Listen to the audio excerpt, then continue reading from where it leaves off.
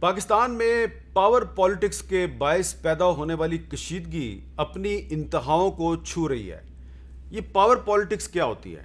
Power politics ہوتی ہے اقتدار کی سیاست، اور اس میں کوئی اصول، کوئی ضابطہ، کوئی اخلاقیات جو ہے اس کی اہمیت بہت کم ہوتی ہے۔ اور اس پاور پالیٹکس میں ہر فریق یہ کہتا ہے کہ وہ جو کچھ بھی کر رہا ہے وہی اس کے ملک کا بہترین مفاد ہے۔ اور اب تو بہت سے لوگ جو ہیں وہ پاور پالیٹکس میں صرف ملکی مفاد کا نام استعمال نہیں کرتے، بلکہ وہ اب اس میں دین کو اور مذہب کو بھی لے آئے ہیں۔ اور کوئی ریاست مدینہ کا نام استعمال کرتا ہے تو کوئی کہتا ہے جی کہ میں سیاست نہیں کر رہا، میں جہاد کر رہا ہوں۔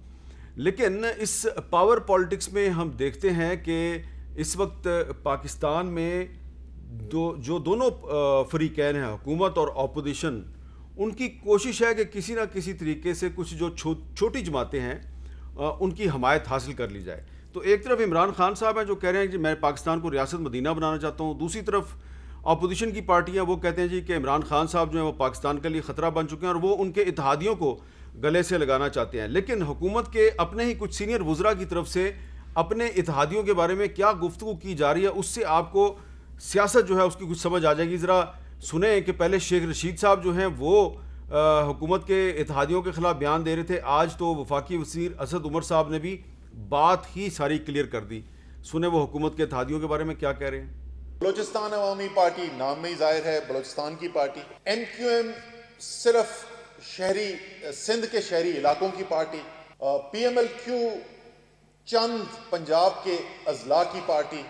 انہوں نے اور بھی پارٹیوں پہ اپنے خیالات کا اظہار کیا ہے، لیکن یہ جو تین پارٹیاں ہیں یہ حکومت کی اتحادی پارٹیاں ہیں۔ تو ان کے بارے میں اسد عمر صاحب نے کہا ہے کہ کاف لیگ جو ہے یہ پنجاب کے چند اضلاع کی پارٹی ہے، اس کی 5 نشستیں ہیں قومی اسمبلی میں، اور اسی طرح انہوں نے بی اے پی کے بارے میں کہا کہ بلوچستان کی پارٹی ہے، اس کی بھی 5 نشستیں ہیں، اور ایم کیو ایم سندھ کے شہری علاقوں کی اس کی 7 نشستیں ہیں۔ تو اگر ہم نمبرز گیم میں جائیں تو قومی اسمبلی میں اس وقت تحریک انصاف جو ہے اس کو 162 ارکان کی حمایت حاصل ہے، اس میں ایک انڈیپینڈنٹ بھی ہیں، اس میں شاہ زین بگٹی صاحب بھی شامل ہیں۔ لیکن اگر یہ 3 اتحادی جماعتوں کے ووٹ شامل کر لیے جائیں تو حکومت کی تعداد بنتی ہے 179 اور اپوزیشن کی تعداد اس وقت 162 ہے۔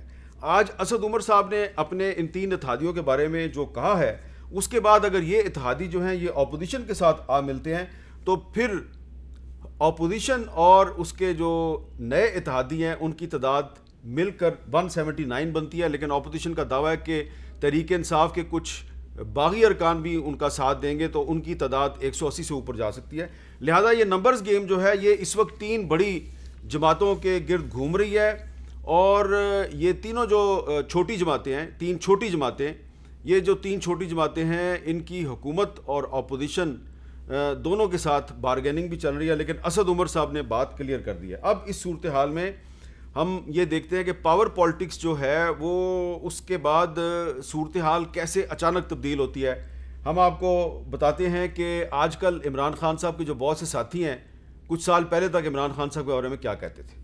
یہ وہ لوگ ہیں جو کچھ سال پہلے عمران خان صاحب کے سامنے بیٹھ کر ان کے کردار پر تنقید کیا کرتے تھے، ان کے کردار پر انگلیاں اٹھاتے تھے۔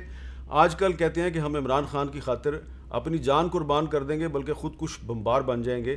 تو ایک صاحب کے بارے میں جب ہم نے فواد چودھری صاحب سے پچھلے سال کچھ پوچھا تو انہوں نے کیا فرمایا، سنیں۔ فواد صاحب، یہ کیا عام آدمی یہ نہیں سوچے گا کہ مسلم لیگ نون، پیپلز پارٹی اور تحریک انصاف، یہ تینوں بڑی جماعتیں جو ہیں نا، ان کا کوئی دین ایمان نہیں ہے، ان میں کوئی فرق نہیں ہے، یہ سارے کے سارے جو ہیں یہ ایک ہی ہیں؟ خیر، بابر اعوان صاحب کے بارے میں تو پھر پرائم منسٹر کی دعا ہی پوری ہوگی نا، وہ سچ بول رہے ہیں آج تک۔ تو بابر اعوان صاحب جو کل تک عمران خان صاحب کے کردار پر انگلیاں اٹھا رہے تھے، انتہائی رقیق حملے کر رہے تھے، ان کے بارے میں فواد صاحب نے کہا کہ ان کے بارے میں عمران خان کی دعا پوری ہو گئی۔ اب یہ معاملہ صرف عمران خان اور ان کی کابینہ کے جو اس وقت ارکان ہیں ان تک محدود نہیں ہے۔ اس وقت حکومت کی کچھ پارٹیاں جنہوں نے آپس میں دوبارہ ہاتھ ملا لیا ہے اور عمران خان کے خلاف اتحاد کر لیا ہے، وہ کچھ عرصہ پہلے تک ایک دوسرے کے بارے میں کیا کہتے تھے؟ اسے کہتے ہیں بدلتا ہے رنگ آسماں کیسے کیسے۔ تو اب اس وقت صورتحال یہ ہے کہ وزیر اعظم کے خلاف قومی اسمبلی میں تحریک عدم اعتماد پیش کی جا چکی ہے۔ مقابلہ کیسے کیا جائے گا اور اس وقت اسپیکر قومی اسمبلی کا کردار کیا ہے؟